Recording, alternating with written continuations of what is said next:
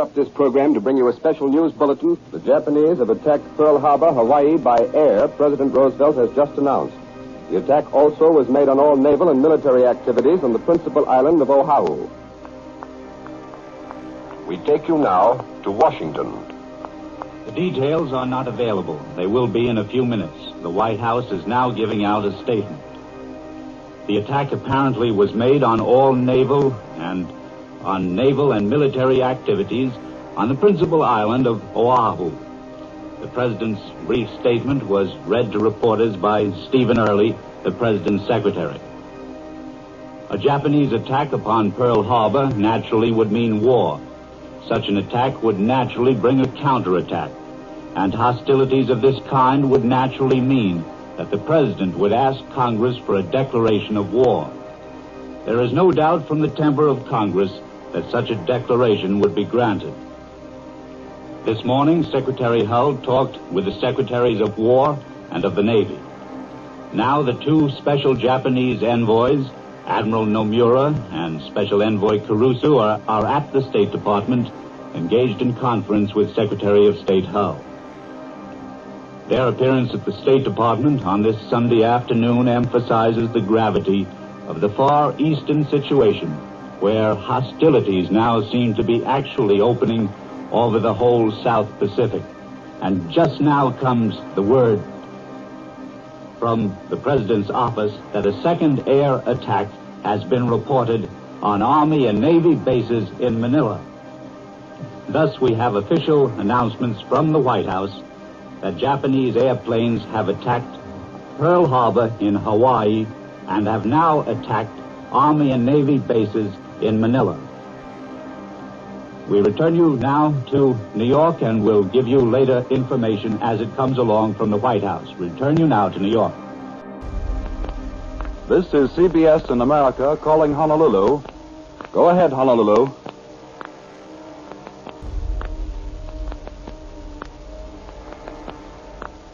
This is CBS in America calling Honolulu. Go ahead, Honolulu.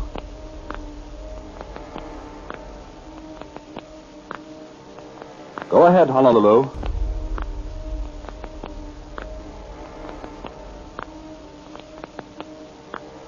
We should like to now try to call in Manila, the capital of the Philippine Commonwealth.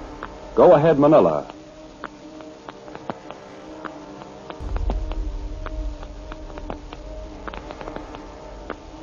This is CBS in America calling Manila.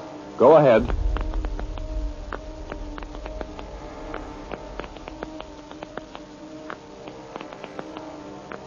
We regret that we are unable to contact either Honolulu or Manila. We return you now to William L. Shirer in New York.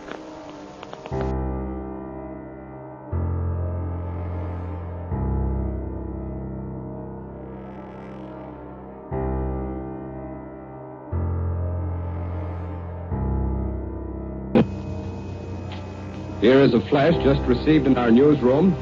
Dateline, Washington. United States Army transport carrying lumber was torpedoed 1,300 miles west of San Francisco. Details on this news and other news that has been coming in on the Far East situation will be given to you at approximately 3:35 during the intermission of the New York Philharmonic concert.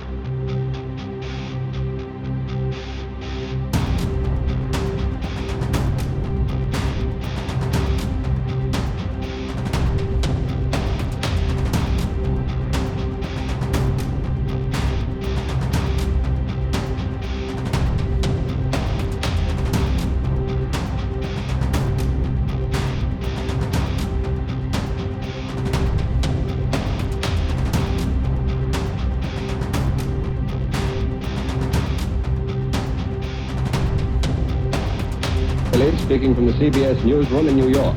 Here is the Far East situation as reported to this moment. The Japanese have attacked the American naval base at Pearl Harbor, Hawaii, and our defense facilities at Manila, capital of the Philippines.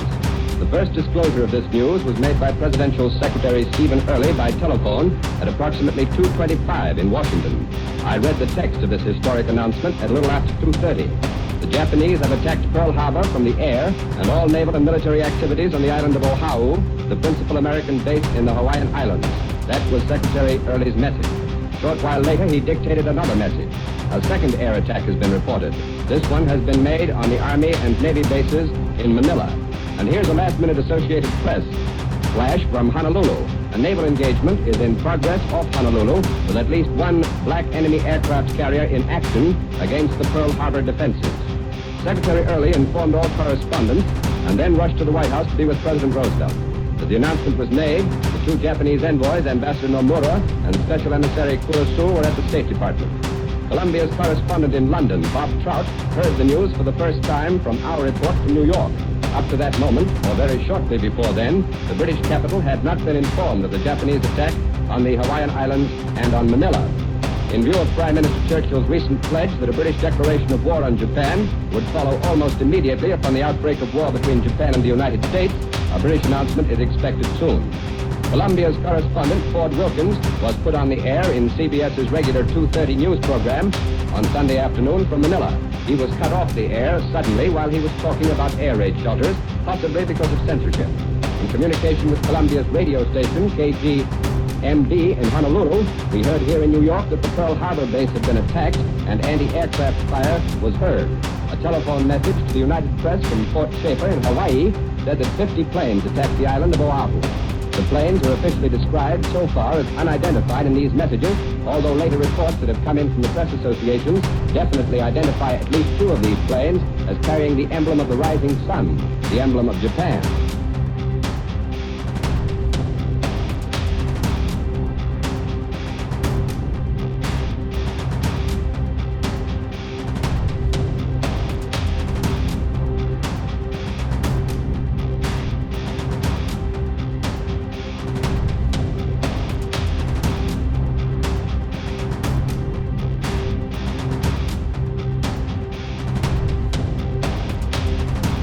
I believe that I interpret the will of the Congress and of the people when I assert that we will not only defend ourselves to the uttermost, but will make it very certain that this form of treachery shall never again endanger us.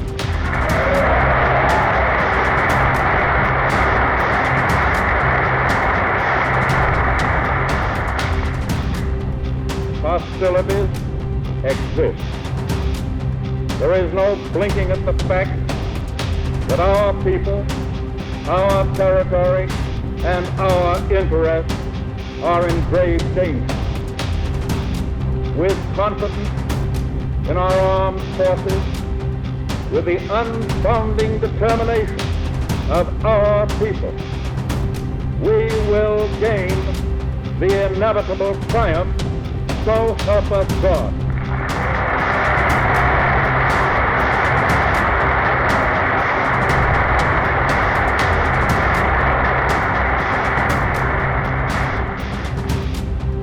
I ask that the Congress declare that since the unprovoked and dastardly attack by Japan on Sunday, December 7, 1941, a state of war has existed between the United States and the Japanese Empire.